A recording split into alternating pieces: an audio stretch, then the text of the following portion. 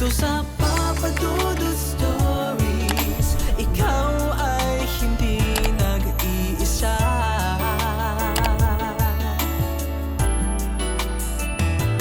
Dito sa Papa Dudut Stories, may nagmamahal sa'yo. Papa Dudut Stories, Papa Dudut Stories. Dear Papa Dudut, sa lahat po ng mga nakatutok ngayon, huwag pong kalimutan mag-like, mag-share at mag-subscribe. Maraming salamat po sa inyong lahat.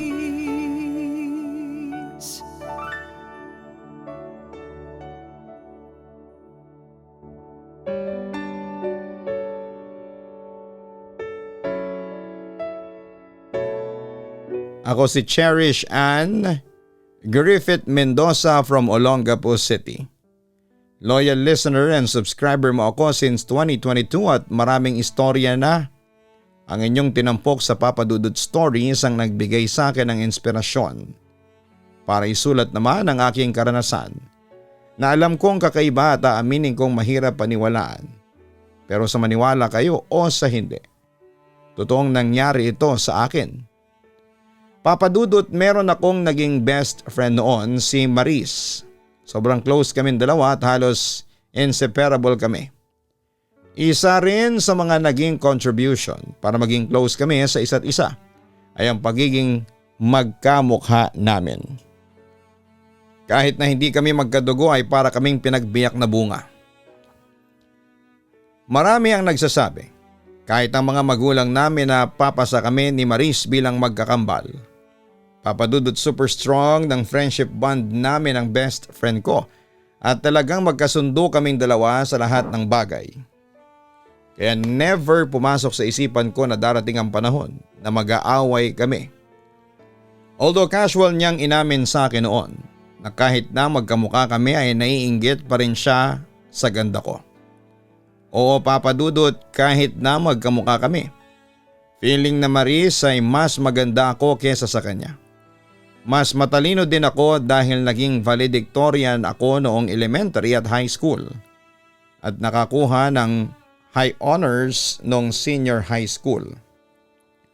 At netong ang college ay magkapareho kami ng kurso kaya hindi maiwasan ng mga kakilala namin na ipagkumpara kaming dalawa. Mas napapansin ako noon kesa sa kanya. At yon ang inamin sa akin ni Maris na kinaiinggitan niya sa akin. Sa kabilang banda ay aaminin ko rin po sa inyo na hindi ako pangkaraniwang tao. May third eye ako at di naman ako totally psychic kasi hindi naman ako nakakahula ng future events o nakakabasa ng iniisip ng isang tao. Pero nakakakita at nakakausap ako ng mga multo at iba pang mga nilalang. Katunayan, sa mga multo ko pa nalaman na may inggit si Maris sa akin at nagnanais itong mahigitan ako sa lahat ng bagay. Pero dahil nga sa kaibigan ko si Maris at parang kapatid na ang turing ko sa kanya noon, ay binaliwala ko lamang Papa Dudut ang mga ito. Samantala alam ni Maris na may third eye ako at inggit na inggit siya sa abilidad kong yon. Katwiran niya sa akin ay gusto raw niyang makita at makausap muli ang yumaon niyang mga magulang. At naghahangad talaga siya na mabuksan ang kanyang third eye. Lumapit na siya sa mga psychic, albularyo at mga espiritista para mabuksan din ang kanyang third eye. Pero sa hindi malamang kadahilanan, Papa Dudut, ay tinanggihan siya ng mga ito.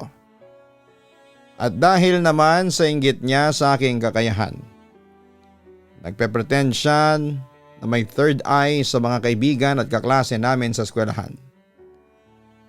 Ako nga ay nahihiya pang aminin sa lahat na may third eye ako pero si Maris ay pinagmamalaki niyang may third eye siya at isang psychic kahit na hindi naman totoo.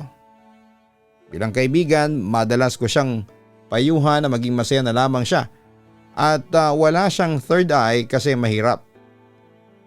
Pero ayaw makinig ni Maris.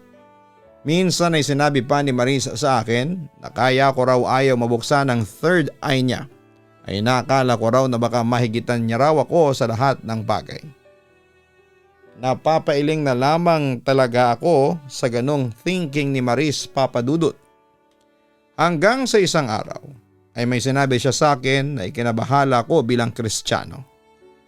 Cherish, gusto kong matutong mangulam. Gusto kong maging makapangyarihang mangkukulam at mambabarang. Aniya. Alam mo ba yung sinasabi mo, Maris? Kilabutan ka nga sa mga sinasabi mo. Pagtutol na wika ko. Teka, bakit ba gusto mo mangulam? Usisa ko pa. Wala lang, malay mo may paggamitan ako. Yon ang huling wika ni Maris sa akin. Pagkatapos noon ay dinaan na lamang niya sa tawa ang lahat. Nakitawa na rin ako bagamat bothered ako noon sa sinabi ng best friend ko. Hindi nagtagal, Papa Dudut, ay dumating ang panahon na sinubok ng tadhana ang katatagan ng aming pagkakaibigan. Nung pareho kaming sumapit sa edad na 18, pareho naming nakilala si Renzo at aaminin kong na love at first sight ako sa kanya noon. Pero nalaman ko kinalauna na may gusto rin pala si Maris kay Renzo. At hindi nagtagal ay naging boyfriend niya ito. Ayon, Papa Dudut, simula noon ay tumamlay na ang friendship namin ni Maris. Ayoko mang aminin pero nakakaramdam ako ng inggit sa best friend ko kapag nakikita ko silang sweet ng lalaking lihim kong minamahal. Pero dahil sa kaibigan ko si Maris at ayaw kong masira ang pagkakaibigan namin, ay sinubukan kong umiwas at lumayo sa aking kaibigan. Kaso, Papa Dudut, hindi ko yun nagawa kasi malakas noon ang sigaw ng puso ko na mahal ko si Renzo. Samantala'y nagkataon ding nagkakagusto sa akin si Renzo. Kahit na sila pa ni Maris. At dahil sa bugso ng damdamin, hindi ako nag-isip at nagpatukso ako sa halina ni Renzo. In other words, ay nagkaroon kami ng sekretong relasyon. At nang hindi na matiis ni Renzo ang sitwasyon nila ni Maris, nakipaghiwalay na siya sa best friend ko para sumama sa akin. And yes, nagtanan kami ni Renzo pagkatapos niyang makipaghiwalay kay Maris. Nang mga panahong yon. Anyway, mabilis na laman ni Maris na ako ang dahilan ng kanilang paghiwalay. Kaya naggalit siya sa akin at sinubukan niyang bawiin si Renzo. Pero nabigo siya kasi nagmamahalan talaga kami ni Renzo. At makalipas nga ng 2 buwan simula ng hiwalayan ni Renzo si Maris ay nagplano na kaming magpakasal sa huwes. Nakarating ito sa kalaman ng best friend ko. At nung araw na magpakasal na kami ni Renzo sa judge ay sinubukan niya kaming pigilan. Kaso, Papa Dudut, isang malagim na trahedya ang dumating kay Maris. Na-involve siya sa isang car accident habang papunta sa munisipyo kung saan kami magpapakasal ni Renzo. Namatay siya on the spot. Tapos na ang kasal namin at nagsa-celebrate na kami nang makarating sa amin ang balita. Siyempre, nanlumo ako at inusig ako ng aking konsensya. Pero sabi ni Renzo sa akin huwag ko raw sisihin ang sarili ko sa pagkamatay ni Maris dahil wala naman daw kaming kasalanan. At yun nga, Papa Dudut, doon na nagsimula ang kababalaghan sa buhay ko. Dahil sa nangyari at sa nagawa kong pagtatraidor sa kaibigan ko, ay pakiramdam ko noon na anumang oras ay babalikan ako ni Maris. Na kahit sa kabilang buhay, ay gagawa ito ng paraan para makapaghasik sa amin ng lagim dito sa mundo ng mga buhay. Pagkatapos ng honeymoon namin ni Renzo, nalaman kong almost 2 months pregnant na pala ako and yes, may nangyari sa amin before pa kaming may kasal. Siyempre labis ang katuwaan noon ni Renzo at siya pa ang nagbalita sa mga kamag-anak at kapamilya namin na buntis na ako. So ayun, naging masaya naman kami. To the extent na nag-celebrate pa kami sa isang mamahaling steakhouse dito sa Olongapo. Pero Papa Dudut, hindi nagtagal ang celebration namin kasi kinagabihan habang natutulog na kaming mag-asawa. Sa condo unit na nirentahan ni Renzo ay bigla akong nagising. Nakarinig kasi ako ng mga ingay at yabag sa labas ng kwarto namin. Natakot naman ako noon at inisip ko na baka may nakapasok na magnanakaw sa amin. Kaya ginising ko ang asawa ko. Agad namang bumangon si Renzo at naghanap ng pwedeng pang self-defense. bago siya lumabas ng kwarto namin. Habang ako naman ay nanatili sa kwarto, total natatanaw ko naman si Renzo since isang level lang naman ang condo unit namin mula sa kwarto. Kita lahat, kusina, sala at dining area. Mula sa higaan, alam kong walang ibang nakitang tao si Renzo pero matagal siya sa labas na siyang kinainip ko. Ano, may nakapasok ba? Tanong ko sa asawa ko habang natatanaw ko na ine-inspection niya ang main door. Wala naman, Han, pero nakita ko nasa sahig yung dalawang kaldero. Bumagsak sa lagayan niya, sabi ni Renzo sa labas. Halika na, pumasok ka na rito, matulog na tayo. Pag-aaya ko sa kanya. Sandali lang, Cherish. Sinisigurado ko lang na wala nang babagsak na mga gamit natin sa kusina. Ang sabi ni Renzo sa akin. Habang naghihintay ako ay may napansin ako sa isang madilim na sulok ng aming kwarto. Malapit sa pintuan. Nanlaki ang mga mata ko kasi mula sa dilim ay lumitaw ang isang figura ng babae. At takmang lalapit ito sa akin. Maputla na kaitim na bestida pero hindi ko maaninag ang mukha niya. Ganon pa man ang postura niya ay kabisado ko. Isa lang ang pumasok noon sa isipan ko. Si Maris. Dahil sa takot ay napasigaw ako ng malakas. Nataranta naman si Renzo at agad na pumasok sa kwarto at natakpan niya yung figurang nakita ko mula sa dilim. Ano nangyayari? Bakit ka sumisigaw? Nag-aalalang wika niya sa akin. May multo, Renzo. May multo sa likod mo. Nakita ko siya. Nasa likuran mo. Natataranta kong sabi. Dahil din sa sobrang panik ay napabangon ako sa aming higaan. Walang multo, tayong dalawa lang nga nandito. Sabi niya sa akin. Sa kabilang banda ay tiningnan ko ang kanyang likuran at wala na roon ang figura ng babaeng nakita ko. Pero nag-iyak pa rin ako sa takot ng mga sandaling yon. Hindi ako pwedeng magkamali. Hindi ako namamalikmata noon. Totoong nakita ko ang multo ng mga oras na yon.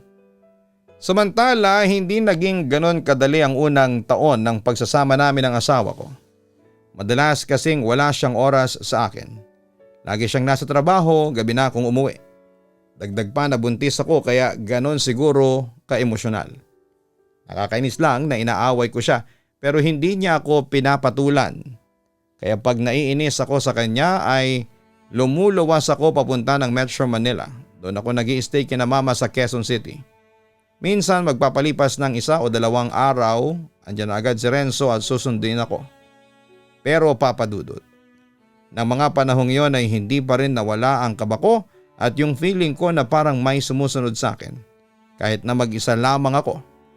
Naikwento ko nga ito sa mama ko at agad siyang umaksyon at sinama niya ako noon sa isang prayer service kung saan ay nagbigay ng dasal ang pastor para sa kabubuti ng aking pagbubuntis at para mawala yung mga masasamang vibes na gustong lumapit sa akin. In fairness ay effective naman yon noong una. Nawala ang takot ko at gumaan ang pakiramdam ko kaya inakala ko noon na okay na ang lahat. Hanggang isang araw ay nag-crave ako sa kwek-kwek. Lumabas ako, naglakad papunta sa may bilihan ng merienda sa may kanto. Sarap na sarap akong kumakain ng mga sandaling yon nang may lumapit sa aking babae. Normal na babae, nasa mid-40s siguro siya. Naka-t-shirt at saka pants. Akala ko ay na-amaze lang siya sa akin kasi nakailang kwek-kwek na ako. Yung itlog talaga ng manok, hindi pugo, kaya malaki. Pero nabitawan ko yung kinakain ko noong tawagin niya ako sa pangalang Maris. Right that very moment, walang lingong umalis ako.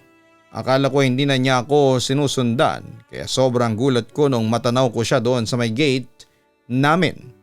Nanginginig akong tinawagan ng asawa ko at napasigaw pa ako noong pagtingin ko sa harapan ko ay nasa harap ko na yung babae. Pasensya na. Akala ko ikaw si Maris. Si Cherish ka pala, di ba? Tanong niya sa akin. Halatang takot siya at kinakabahan. Paano mo ko nakilala? Hindi ko in-off yung phone ko. Kilala ko yung best friend mo. Akala ko kanina ikaw siya. Naghinala na ako na may mali. Hindi niyo po ba alam na patay na si Maris? Naaksidente po siya, ilang buwan na pong nakakaraan, ang sabi ko sa kanya. Nagtaka naman ako kasi parang natakot na nasorpresa yung matandang kausap ko. Alam ko napatay na siya, pero nagpapakita siya sa akin hanggang ngayon. Sabi niya sa akin. Pero yung reaksyon ng mukha niya ay medyo weird. Alam kong malungkot siya pero iba ang nakikita kong aura ng mga sandaling yon. Ewan ko Papa Dudut pero bigla na akong kinilabutan. Hindi ko na maitago ang takot ko lalo na't nag-flash ulit sa isipan ko yung nakita kong multo nung gabi. Kaya nagpaalam na ako at mabilis na pumasok sa bahay namin. Nagsabi ako kay Mama, umiyak siya. Sinabi niya na hindi pa ba nila kami titigilan. Kaya nagulat ako sa narinig ko. I'm sorry anak, naka-move on ka na sa best friend mo. Buntis ka pa kaya nag-decide kami ng papa mo na wag nang sabihin sa'yo. Ang ano yun ma? Last month may kumausap sa aming babae. Sabi niya itulungan daw namin yung anak niya. Parehas daw kasi sila ng kasasadlakan ni Maris kung wala siyang gagawin. Kwento pa ni Mama. Nagtaka naman ako sa sinabing yun ni Mama. Magtatanong pa sana ako nang biglang dumating si Renzo. Patingin-tingin siya sa labas nang makapasok siya. It was raining hard that time. Basang-basa siya. Kaya pinagpalit siya ni Mama ng damit. Nung sumilip ako sa bintana ay nakita ko na nandun yung babae. Basang-basa at nakatingin lang sa bintana namin. Hindi ko alam kung bakit may kung anong humaplos sa puso ko. At naawa ako. Naramdaman ko kasing parang may sasabihin siya tungkol kay Maris. Pinapasok ko siya sa bahay at binigyan ng pamalit ng damit. Takantaka ang mukha niya pero hindi siya nagtanong nang hinatid ko siya sa CR. Tinimplahan ko siya ng kape at inalok pa ng tinapay. Nang mga panahong yun ay hindi ko rin alam kung anong nangyayari sa akin basta nasa isipan ko lang na paanong kung mama ko yung nasa ganong kalagayan, may tutulong kaya sa kanya. Gulat na gulat sila mama nung makita siya. Si Renzo ay nginitian lamang ako. Halatang gutom na gutom ang babaeng nagpakilalang si Gina. Halos maubos niya yung buong loaf bread. Pasensya na kayo, ang sabi niya. Gusto mong kumain ng kanin, Manang? May dala akong daing na bangus, alok sa kanya ni Renzo. Umiling siya. Hindi na, maraming salamat sa kabaitan. Kabaitang hindi ko naman dapat maranasan. Tumingin siya sa wall clock na nasa harapan niya. Mayroon na lamang akong 1 oras at 15 minutos bago nila ako mahanap. Sisimulan ko na. Nagulat at nagtaka naman ako sa sinabi niya. Ang ano po? Gusto kong malaman nyo na kilala ko si Maris. Nakilala ko siya. Sabihin nyo nang ako ang nag-recruit sa kanya. Ako ang nanlinlang sa kanya. Galit siya, hindi sa'yo Cherish, kundi sa sarili niya. Akala niya may kulang sa kanya kaya hindi siya ang nagustuhan ni Renzo. Nagkatingin na naman kami ng asawa ko at pagkatapos ay sabay kaming bumaling ulit sa Manang. Sabi ni Gina, grupo sila ng mangkukulam na nagre-recruit para magpatuloy ang itim na kaalaman. May mga matataas na tao ang kasama sa grupo. Lahat ng gustuhin ng mga miyembro ay makukuha nila sa isang kapalit. Buhay. Kailangan nilang mag-alay ng isang buhay sa bawat hiling nila. Nanlumo kaming lahat kasama si Mama nang sinabi niyang nag-alay si Maris ng isang batang kalye para sa una niyang hiling, ang maging boyfriend noon si Renzo. Sinabi ni Gina na ikinuwento ni Maris sa kanila na love at first sight ito kay Renzo. Pero napansin daw nito agad na parang nagkagusto na rin daw ako sa lalaki. At lalo pa raw nawala ng pag-asa si Maris nang makita raw niya kaming magkasama ni Renzo na nagkwekwentuhan. Dahil sa ayaw na niyang matalo, humingi si Maris ng tulong sa isang kaibigan na mangkukulam. At yun nga ni-refer siya nito kay Gina. Nais matuto ni Maris ng pangkukulam at paggawa ng gayuma para mapasa kanya si Renzo at para masira ang buhay ko. Nang matuto raw si Maris ng ilang kulam ay sinubukan niyang gawin yon sa akin pero walang nangyari. Kasi matibay raw ang kapit at paniniwala ko sa Panginoon. Pero nagtagumpay siya sa paggawa ng gayuma at ginayuma ni Maris si Renzo. At yun nga raw naging magkarelasyon sina Maris at Renzo. Natatandaan pa nga ng asawa ko na minsan daw siyang binigyan ng kape ni Maris mula sa coffee shop. Kaya naisipan niya na doon siguro nagsimula ang gayuma. Noong una ay umepekto ang gayuma kay Renzo. Pero hindi ito nagtagal since neophyte lamang si Maris. Mahina pa ang kakayahan niya. Kaya nawala ng bisa ang gayuma at natauhan din si Renzo. Natauhan siya na ako pala talaga ang tunay niyang mahal at hindi si Maris. Nang maghiwalay sina Renzo at Maris ay naging desperada na siya. Humiling siya sa ikalawang beses na kapalit ng buhay ko. Pero hindi tumalab ang hiling niya. Kaya nag-bounce back kay Maris ang lahat. Siya ang namatay at hindi ako. Bakit mo ito sinasabi? Tanong ni Renzo kay Gina. Nalaman ng grupo ang pagkabigo niya. Nalaman kong tinulungan ka ng Diyos, Cherish. Nakikiusap akong tulungan niyo rin ang anak ko. Hindi ko kasi alam kung pakikinggan pa ako ng Diyos sa lahat ng kasuklam-suklam na bagay na mga nagawa ko. Pinilit kong itago sa pamilya ko ang sikretong ito. Pero mapanlin lang sila. Palihim na pala nilang isinama ang anak ko. Sa puntong yun ay naiyak na noon si Gina Papadudut. Halos kasabayan lang daw ni Maris ang anak niyang lalaki sa pagsama sa grupo.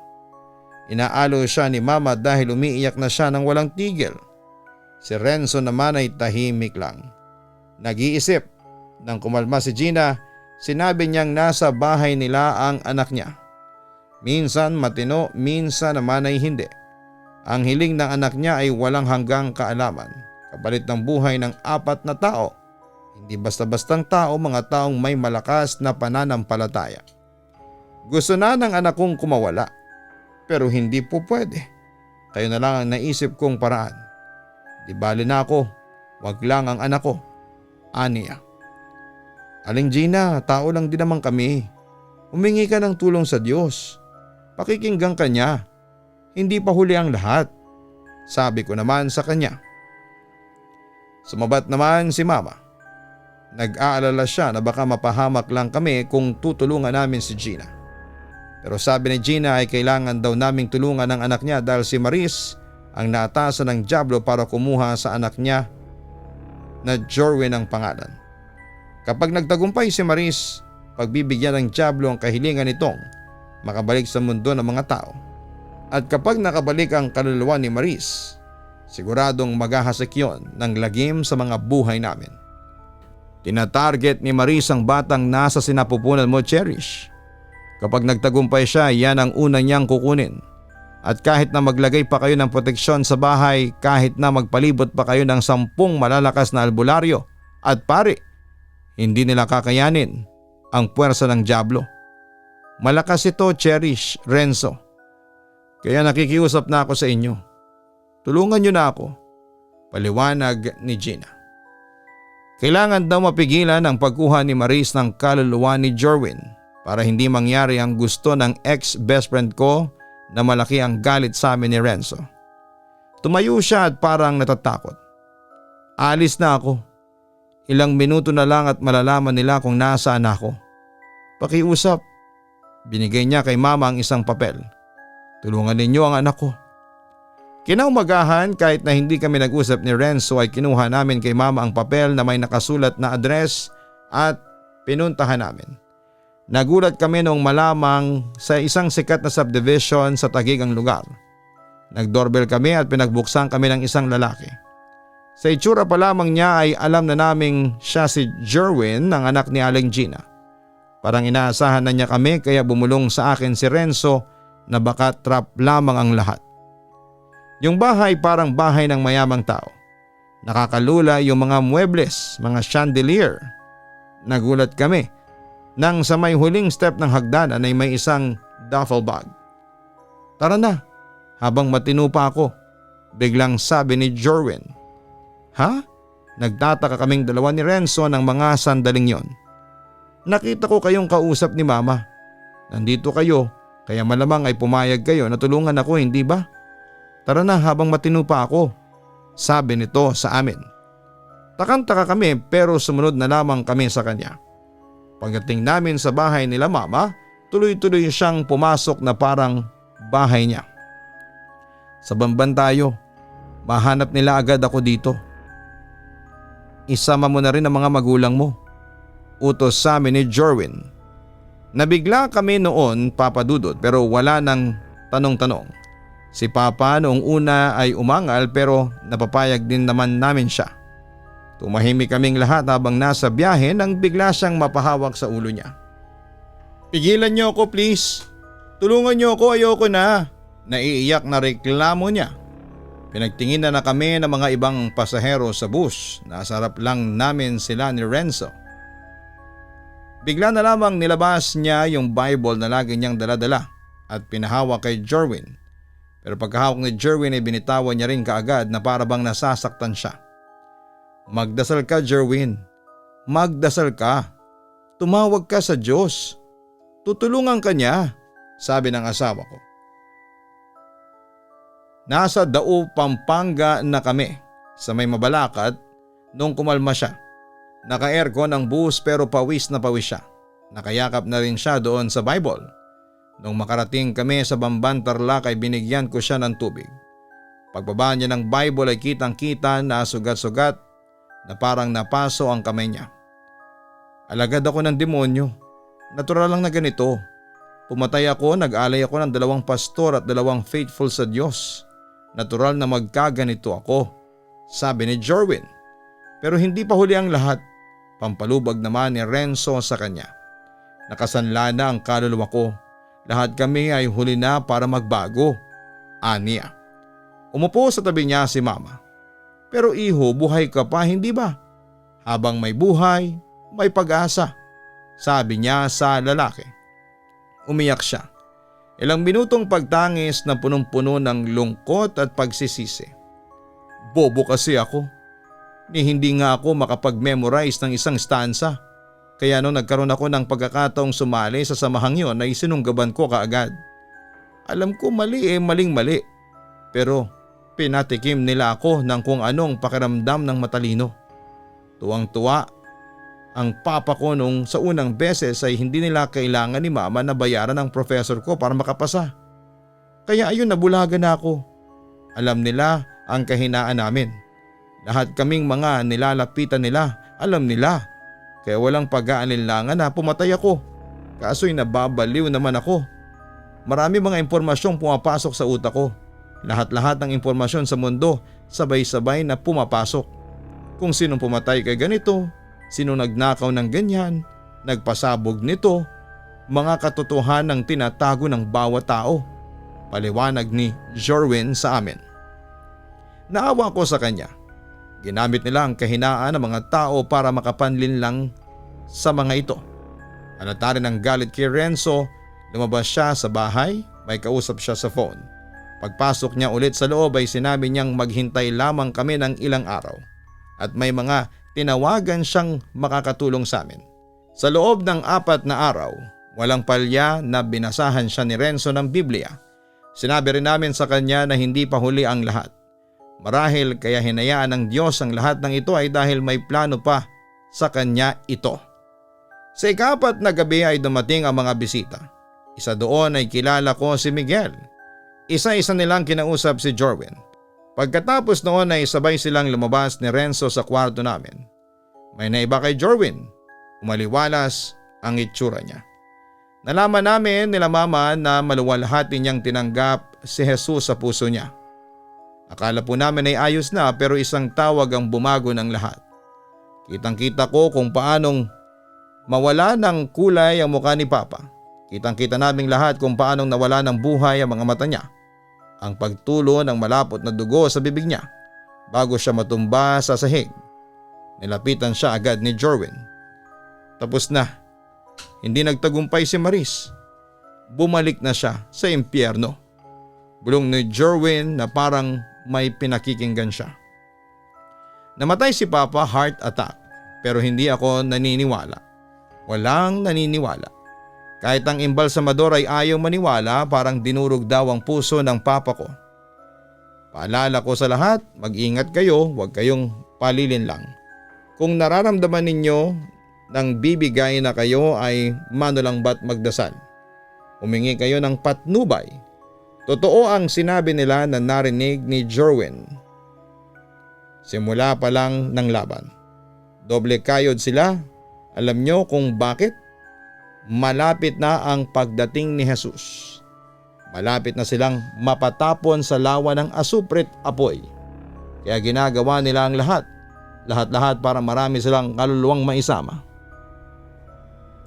Si Jerwin, yung mensahe nila pagkamatay ni Papa ang huli na niyang narinig. Oo, without his power, lutang siya. Mahinang pumikap. Pero mas gusto na niya ang ganoon kesa sa magkaroon ng sandamakmak na impormasyon at kaalaman sa utak niya. Mas masarap daw ang pakiramdam na isa siyang taong may kaugnayan sa Diyos. As for me and Mama, nagluluksa pa rin kami hanggang ngayon. We miss Papa so much pero ipinagpapa sa Diyos na namin. Sino ba kami para questionin siya? Alam naming may dahilan ng lahat. I'm sharing this to all of you. Hindi para sumikat, I'm sharing this to open your eyes. For you and my co-readers to be not deceived by the devil. Samantala nanganak na ako and boy ang anak ko. We name him Savior Joshua Mendoza. At ang pangalayaw niya ay Savvy. Sa kabila ng pagluluksa ay napapalitan ito ng siya kapag naririnig namin si Savvy na tumatawa at humahagik-hik. Para siyang anghel na ibinaba ng Diyos sa lupa para tulungan kaming makamove on at maging masaya sa buhay. So eto na ang kwento ko at ang asawa kong si Renzo. Sana'y mapili niyong i-ere at itampok sa inyong channel sa Spotify at YouTube. Maraming salamat at magandang araw po sa inyong lahat. Lubos na gumagalang, Cherish. Maraming salamat Cherish sa pagbabahagi mo ng iyong kwento sa aming programa.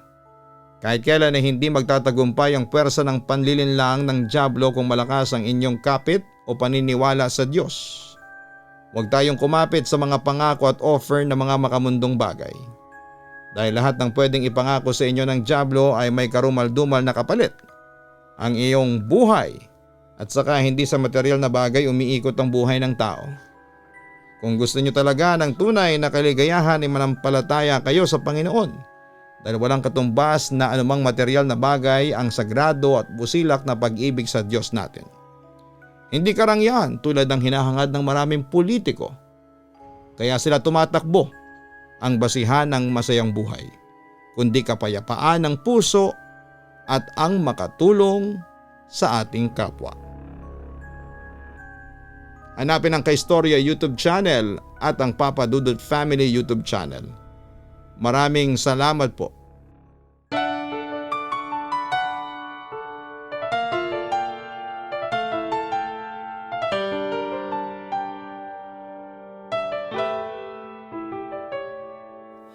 Ang buhay ay mahiwaga, laging may lungkot at saya. Sa Papa Dudut Stories, laging may karamay ka.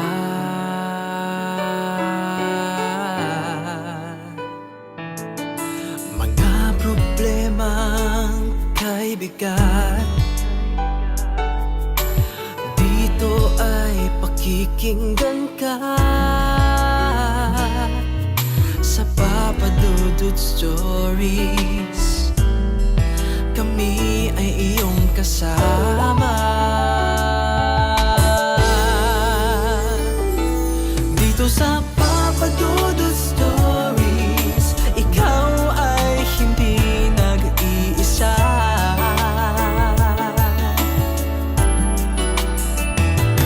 Dito sa Papa Dudut Stories, may nagmamahal sa'yo.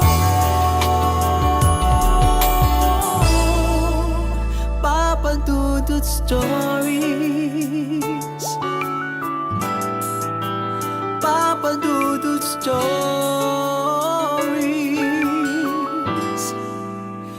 Papa Dudut Stories.